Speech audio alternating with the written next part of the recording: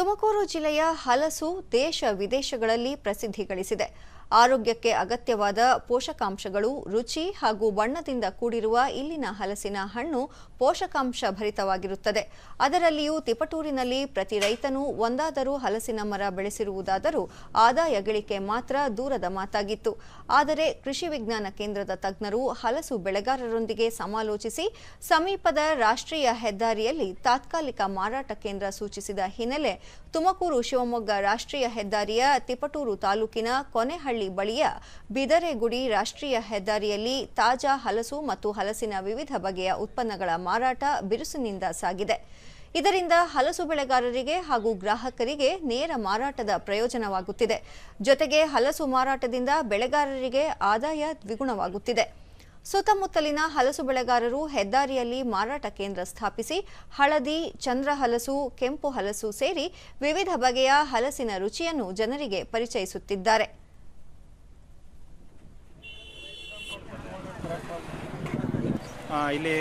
ದೂರದರ್ಶನದೊಂದಿಗೆ ಹಲಸು ಬೆಳೆಗಾರ ತಡಸೂರು ಯೋಗಾನಂದ ಮೂರ್ತಿ ಬಹಳ ಹಿಂದಿನಿಂದಲೂ ಹಲಸು ಬೆಳೆಯುತ್ತಿದ್ದರೂ ಅದರಿಂದ ಯಾವುದೇ ಲಾಭ ಗಳಿಸುತ್ತಿರಲಿಲ್ಲ.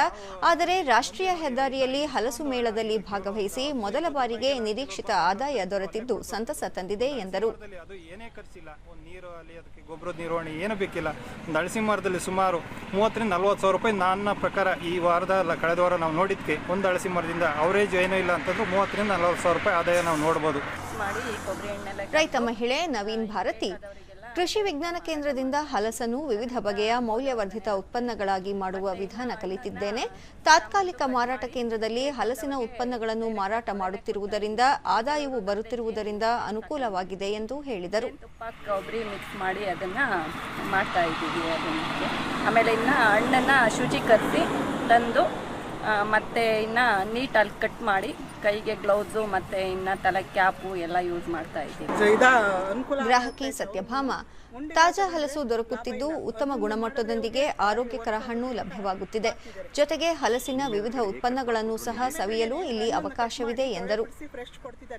ಅದಕ್ಕೋಸ್ಕರ ಗ್ರಾಹಕರೆಲ್ಲ ತಗೊಳಕ್ಕೆ ಇಷ್ಟಪಡ್ತಿದ್ದಾರೆ ಸರ್. ನೀವೇನು ತಗೊಂಡ್ರಿ? ಏನು ಟೇಸ್ಟ್ ಮಾಡಿ? ನಾನು ಚಿಪ್ಸ್ ತಗೊಂಡೆ. ಚಿಪ್ಸ್ ತುಂಬಾ ಚೆನ್ನಾಗಿದೆ. ಹಲಸಿನ ತೊಳೆ ರಸಾಯನ ತಗೊಂಡು ಅದು ಚೆನ್ನಾಗಿದೆ. ಜೇನುತುಪ್ಪ ಹಾಕಿ ಮಾಡಿದ್ರು ತುಂಬಾ ಚೆನ್ನಾಗಿದೆ ಸರ್. ಗ್ರಾಹಕರು ತಗೊಂಡು ಅದನ್ನ ತಿನ್ನೋಕೆ ಇಷ್ಟಪಟ್ಟು ಎಲ್ಲರೂ ತಿಂತಿದ್ದಾರೆ ಸರ್. ಒಳ್ಳೆ ಒಂದು ಉತ್ತೇಜನ. ಕೊನೆಹಳ್ಳಿ ಕೃಷಿ ವಿಜ್ಞಾನ ಕೇಂದ್ರದ ಮುಖ್ಯಸ್ಥ ಡಾಕ್ಟರ್ ವಿ ಗೋವಿಂದೇಗೌಡ ತಿಪಟೂರು ಭಾಗದ ರೈತರು ಹಲಸು ಬೆಳೆಯುತ್ತಿದ್ದರೂ ಅದರಿಂದ ಉತ್ತಮ ಆದಾಯ ಗಳಿಸುತ್ತಿರಲಿಲ್ಲ. ಆದರೆ ಸ್ವಚ್ಛ ಮತ್ತು ತಾಜಾ ಹಲಸಿಗಿರುವ ಬೇಡಿಕೆ ಬಗ್ಗೆ ಅರಿವು ಮೂಡಿಸಿದ ಬಳಿಕ ಬೆಳೆಗಾರರು ತಾವೇ ಹಣ್ಣನ್ನು ತಂದು ಮಾರಾಟ ಮಾಡಿ ಆದಾಯ ಗಳಿಸುತ್ತಿದ್ದಾರೆ ಎಂದು ತಿಳಿಸಿದರು. ಮಾಡಿದರೆ ಖಂಡಿತವಾಗಿ ರೈತರು ಅವರು ಬೆಳೆದಂತ ಏನು ಈ ಹಲಸಿದೆ ಅವ್ರಿಗೆ ಆ ಹಲಸಿಗೆ ಅವರೇ ರೇಟನ್ನು ಫಿಕ್ಸ್ ಮಾಡಿ ಅವರು ಮಾರಾಟ ಮಾಡಿ ಆದಾಯ ಗಳಿಸಬಹುದು ಅಂತ ಹೇಳ್ಬಿಟ್ಟು ನಾನು ಹೇಳ್ತೀನಿ.